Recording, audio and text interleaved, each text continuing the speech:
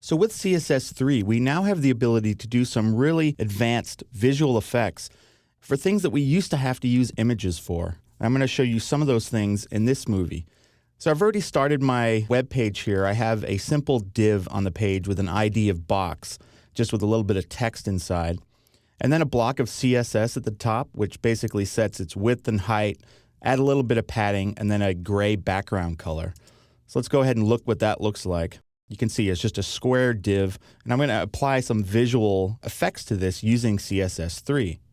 So the first thing I'm going to do is to add a shadow to this, and this is using a new CSS property called box shadow.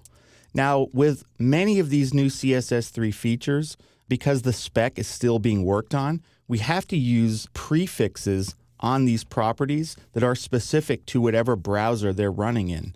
So for Chrome, which is actually a WebKit-based browser, we have to say -WebKit and then put the properties.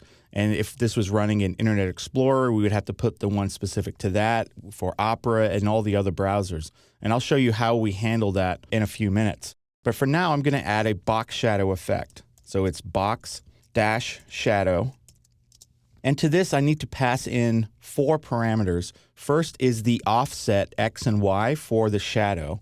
And I'm going to put it at 8 pixels on the X, 8 pixels on the Y. And that's how it's going to be offset from the actual div itself. And then the blur property of how much this shadow should actually be blurred. And I'm going to put it at 10 pixels. And then lastly, we want the color of the shadow. Now, typically in a drop shadow, you want this to be semi-transparent. So I'm going to use an RGBA color. And I'm going to give it a color of 50, 50, 50. And then 0.5 for the transparency. So I'm going to save that, go back over to Chrome and refresh.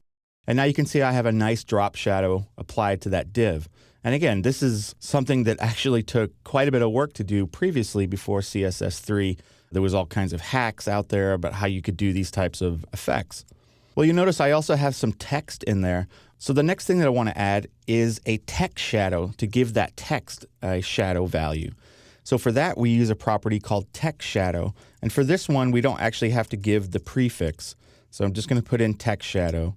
And I'm going to copy this value out of the box shadow because I'm going to want a similar value here. I'm going to tweak it a little bit. So I'm going to change the blur to be, let's say, 5. And I'm going to change the offsets here to be 2 pixels on the X and the Y. So now I'm going to go over and check that out and refresh. And now you can see I have a drop shadow applied to that text content. So we can easily now add shadows to HTML elements. But we also might want to, let's say, make that div have rounded corners. And this is something, again, you would typically have to use images for in order to accomplish these effects before CSS3. So there's a new property called border radius. So if I put that in here, border radius. Now, essentially here, we can give 4 values if we want. If we wanted each corner of the div to have a different rounded value, or we can just give a single value to basically control all the corners. So I'm just going to put in 20 pixels here and go back over, refresh. And you can now see my div has rounded corners with a 20 pixel radius. So again, these types of things extremely fast now to be able to do just with CSS and not having to incorporate images. So another thing I might want to do is right here I have a background color. Well, let's say that I didn't want a solid color. I actually wanted to use a gradient here. So I can do that. I can basically remove this background line.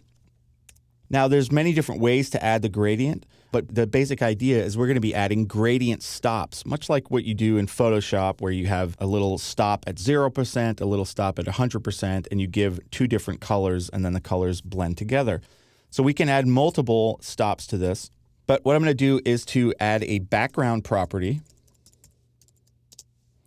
And for the background, I'm going to use the -WebKit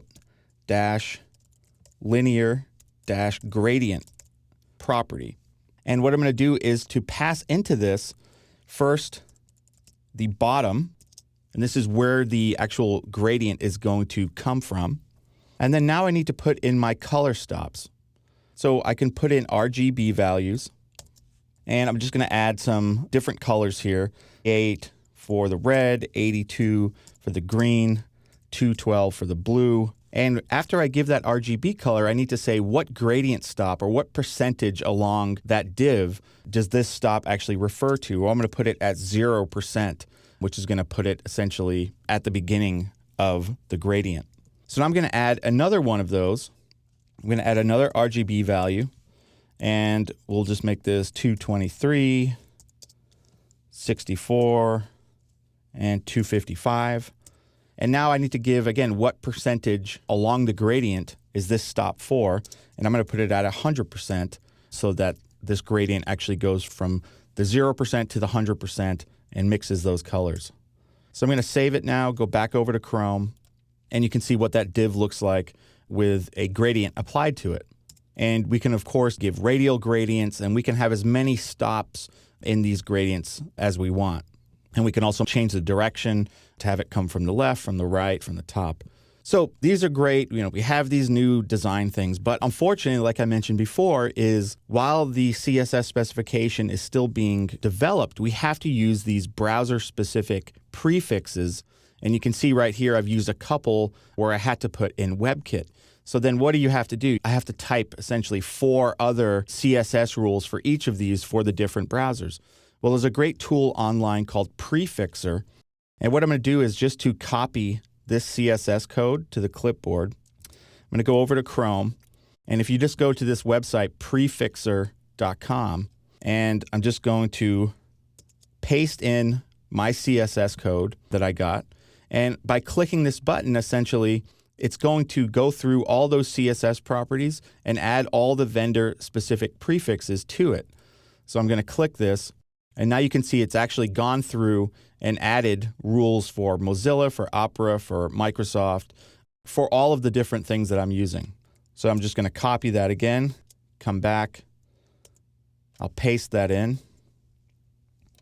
and just make sure it's tabbed over correctly.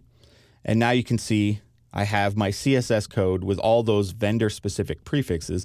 And you can imagine by looking at this that this is going to be quite a pain if I had to go through and type all of this myself. So that's a very nice website for saving you time when you just want to develop with only one prefix and then instantly go through your code and replace it with all the other vendor-specific prefixes.